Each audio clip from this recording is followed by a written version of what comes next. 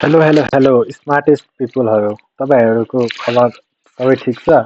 आज भने मार्केटमा थोरै स्लाइड ग्रिन क्यान्डल फर्मेसन भयो जस्तो देखिएको छ, जुन तपाईँले मेरो प्रिभियस भिडियोमा गएर हेर्नुहुन्छ भने पनि तपाईँले चाहिँ ग्रिन क्यान्डल नै मैले चाहिँ प्रेडिक्ट गरेको थिएँ। आजको मिति रहेको छ 27 अप्रिल 2026 र आजको दिउँसभरि मार्केटलाई हेर्छौँ भने सुरुमा चाहिँ केही पोजिटिभ गेन गरेको छ एन्ड देन सिधै मार्केट चाहिँ तल तलको लाइनमा मात्रै खेलिरहेको थियो र हामीले चाहिँ पछिल्लो केही मिनट्सहरूमा हेर्छौँ भने चाहिँ एकदम लगभग 10 पोइन्ट्सको गेन गरेर चाहिँ क्लोजिङ दिएको देखिन्छ र सडन स्पाइक आएर पोजिटिभ क्यान्डल बनाएर नै क्लोजिङ भएको छ पछिल्लो केही 5 मिनटमा नै।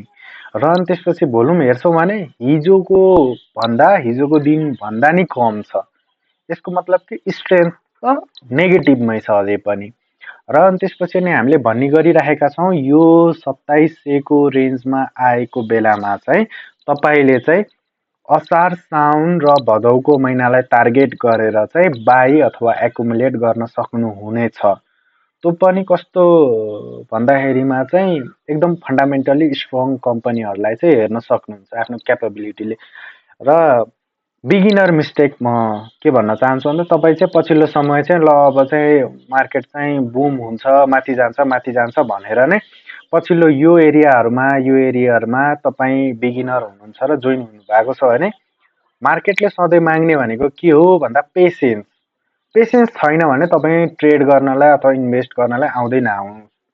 म त त्यही नै भन्छु। पेसेन्स चाहिएको छ। अझै पनि भनौँ न यो 2700 रेन्जको यता यो एरियामा चाहिँ मार्केटले चाहिँ भोलिको दिनहरूमा चाहिँ तल आउँदैछ भने चाहिँ अब चाहिँ हामीले चाहिँ बिस्तारै होइन एकुमुलेट गर्न चाहिँ सक्छौँ। बटम लाउन खोजेको खासमा चाहिँ।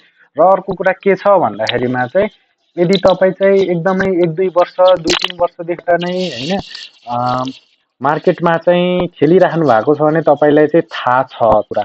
तर तपाईँ चाहिँ भर्खर जोइन हुनु भएको हो भने चाहिँ एउटा कुरा के बुझ्नुहोस् भन्दाखेरिमा चाहिँ जहिले पनि नेपालमा चाहिँ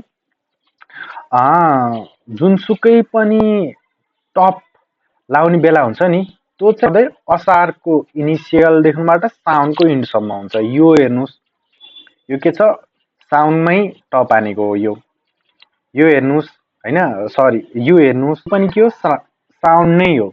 यो पनि साउन्डमै आएर टप हानेको, यो पनि के हो साउन्डमै आएर टप हानेको। अझै हामी अगाडि जान्छौँ भने पनि हामी चाहिँ यो जुन 3200 पुगेको बेला थियो त्यो पनि के हो साउन्ड नै हो। त्यसको इनिसियल स्टेज के थियो साउन्ड नै थियो। बुझ्नुभयो नि कुरा, बुझ्नुहोस् ल।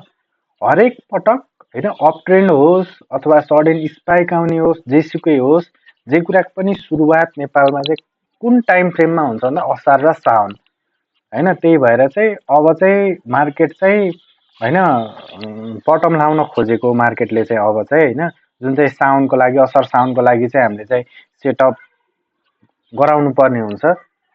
इमोसनबाट चाहिँ नसोच्नुहोस्, एज अ प्र्याक्टिकल भएर सोच्नुहोस्। होइन प्याटर्न के छ त हामीले मार्केटमा हेर्ने नै भनेको चाहिँ तपाईँ एकदम इन्टेलिजेन्ट हुनुहुन्छ भने तपाईँ इन्टेलिजेन्ट कति हुनुहुन्छ भनेर यो मार्केटले चाहिँ एन्सर दिन्छ कि प्याटर्न हेर्नुहोस्, प्याटर्नलाई रिकग्नाइज गर्न सक्नुहोस् है।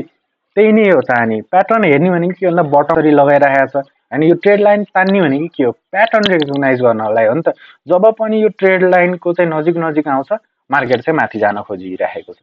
त्यही भएर चाहिँ म भन्छु अझै पनि वेट गर्नुहोस्। आजको ग्रिन क्यान्डलले होइन ग्रिन क्यान्डल आयो होइन हामी चाहिँ अप ट्रेन्डतिरै छौँ अझै पनि होइन यो भन्ने लगाइरहेछ भने चाहिँ वेट गर्नुहोस्। आजको यो क्यान्डल भनेको डिसाइसिभ कुनै पनि नेचरबाट छैन। यदि यहाँ spike of volume and then a clear breakout यो जुन क्यान्डल छ होइन त्यहाँ ब्रेकआउट दिन्थ्यो भने चाहिँ हामी इन्ट्रीको लागि पनि हेर्न सक्थ्यौँ सर्ट टर्मलाई। तर अझै पनि चान्सेसहरू छैन।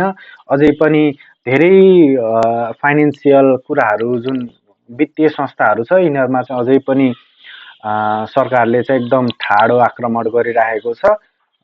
अझै पनि तलै नै आउँछ मार्केट। 700 को रेन्जतिर चाहिँ हामीले बाई गर्ने एरिया चाहिँ हुनसक्छ होइन। तपाईँ इन्टेलिजेन्ट कति हुनुहुन्छ भनेर चाहिँ त्यहीबाट थाहा हुन्छ। मैले किनिदिनुहोस् भनेर चाहिँ भन्दिनँ कुन बेलामा किन्ने नकिन्ने भनेर। मैले त मेरो पर्सनल एनालाइसिस मात्रै दिने हो र मेरो एनालाइसिसले के भन्दैछ भन्दाखेरिमा मार्केटले चाहिँ बटम खोज्दैछ। त्यो बटम चाहिँ के को लागि सेटअप गर्दैछ भन्दा असार साउन्डको स्पाइकको लागि। र तपाईँ पनि इन्टेलिजेन्टली सोच्नु भयो भने प्याटर्न चाहिँ बुझ्ने ट्राई गर्नुभयो भने चाहिँ मार्केटले त्यही नै गर्दैछ भनेर बुझ्नुहुन्छ।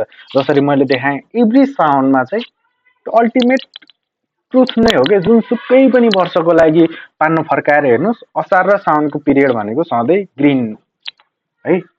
त्यही भएर चाहिँ अब चाहिँ तपाईँ चाहिँ यो एरियाहरू होइन 2700को रिजनहरू हेरेर चाहिँ अब बिस्तारै है मेरो विचारमा भोलि चाहिँ अलि तलै नै आउँछ होला होइन। मार्केट चाहिँ आउनै पर्छ किन भन्दाखेरिमा त्यो भनेको हामीलाई मार्केटले चाहिँ मार्केटको जुन मुभमेन्ट हुन्छ नेचुरल मुभमेन्ट हुन्छ त्यो चाहिँ के हो भन्दाखेरिमा तलै आउने हो अझै पनि र तल नै आउँछ। र तपाईँहरू चाहिँ एकदम पेसेन्स हुनुहोस् होइन। मार्केटले चाहिँ तपाईँलाई चाहिँ अब हाम्रो के भन्दा ट्रेड भनेको कस्तो भन्दाखेरिमा इन्ट्राडे जुन जुन कन्ट्रीहरूमा सपोर्ट गरे हुन्छ त्यस्तो कन्ट्रीहरूमा चाहिँ ट्रेड गर्नको लागि एकदम है। त्यही भएर चाहिँ मेरो एनालाइसिस नै आजको लागि चाहिँ यति नै रहेको छ वैशाख 16 गतेको लागि। Thank you so much for watching this video. म भोलि पनि आउनेछु। भोलि पनि तपाईँलाई चाहिँ के प्याटर्न रिकग्निसन कसरी गर्ने के गर्ने एआईलाई हामीले कसरी युटिलाइज गर्न सक्छौँ आफ्नो ट्रेडको लागि भनेर थुप्रो कुराहरू म सिकाउँदै जान्छु। सो सब्सक्राइब गर्न चाहिँ नबिर्सिनुहोस् होला। कमेन्ट पनि गर्नुहोस् तपाईँलाई केही कुरा जान्न मन लागेको छ भने। Thank you so much.